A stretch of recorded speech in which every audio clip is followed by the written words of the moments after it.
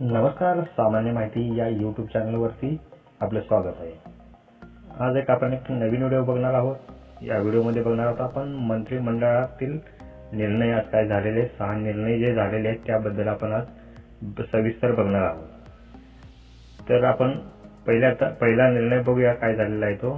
तर राज्यातील जनतेच्या दृष्टीने एक सुखद निर्णय घेतलेला आहे मंत्रिमंडळाने। राज्यातील 1,70,00,000 शिधापत्रिका धारक कुटुंबांना म्हणजेच 7 कोटी लोकांना दिवाळी भेट मिळणार आहे। केवळ 100 रुपयात शिधा वस्तूंचे पॅकेज देण्याचा निर्णय झालेला आहे। या पॅकेजमध्ये प्रति 1 किलोच्या परिमाणात रवा, चणा डाळ, साखर तसेच 1 लिटर पाम तेलाचा समावेश असणार आहे। दुसरा निर्णय बघूया काय झालेला आहे। तर आपत्ती व्यवस्थापन प्रकल्पाच्या अंमलबजावणीसाठी केंद्र किंवा राज्य सरकारच्या कंपन्यांना प्रकल्प अंमलबजावणी यंत्रणा म्हणून नेमणार आहेत।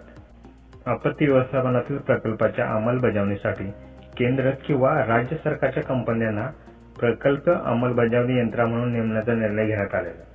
या कंपन्यांच्या माध्यमातून आपत्तीस तोंड देणे तसेच आपत्ती सौम्य करण्यासाठीच्या उपाययोजना केल्या जातील, असा हा निर्णय आहे।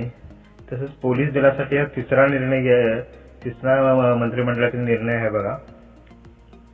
तर पोलीस दलातील अधिकारी व अंमलदारांना पूर्वीप्रमाणेच बँकामार्फत घर बांधणीसाठी कर्ज देण्याचा निर्णय झाला आहे। घर बांधणीसाठी अग्रिमासाठी 7,950 अर्ज आले असून त्यासाठी 2012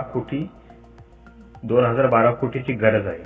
इतकी मोठी रक्कम शासनाकडून एकरकमी उपलब्ध होणे शक्य नसल्याने हा निर्णय घेण्यात आलेला आहे। हा अतिशय सुंदर निर्णय आहे। दुसरा बघूया आपण, पुढचा बघा, नागपूर मेट्रोच्या संदर्भातला हा निर्णय आहे। नागपूर मेट्रो रेल्वे प्रकल्प टप्पा 1 ला गती देण्यासाठी 9,279 कोटीच्या सुधारित खर्चास मान्यता देण्यात आली। प्रकल्पाचा मूळ मंजूर खर्च 8,680 कोटी इतका असून विविध कारणामुळे त्यात 599 कोटी 6 लाख रुपये इतकी वाढ झाली आहे। तसं पुढचा निर्णय बघा, भंडारा जिल्ह्यातील सुरेवाडा उपसा सिंचन योजनेस गती देण्यासाठी योजनेच्या 336 कोटी 22 लाख इतक्या खर्चास सुधारित प्रशासकीय मान्यता देण्यात आली।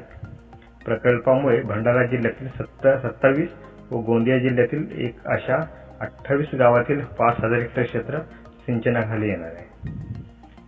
तसेच पुढचा निर्णय बघा, कृष्णा मराठवाडा सिंचन प्रकल्पास गती देण्यासाठी 11,736 कोटी 91 लाख रुपयाच्या सुधारित खर्चास मान्यता देण्यात आली। त्यामुळे उस्मानाबाद, बीड जिल्ह्यातील दुष्काळी तालुक्यांना संजीवनी मिळणार आहे।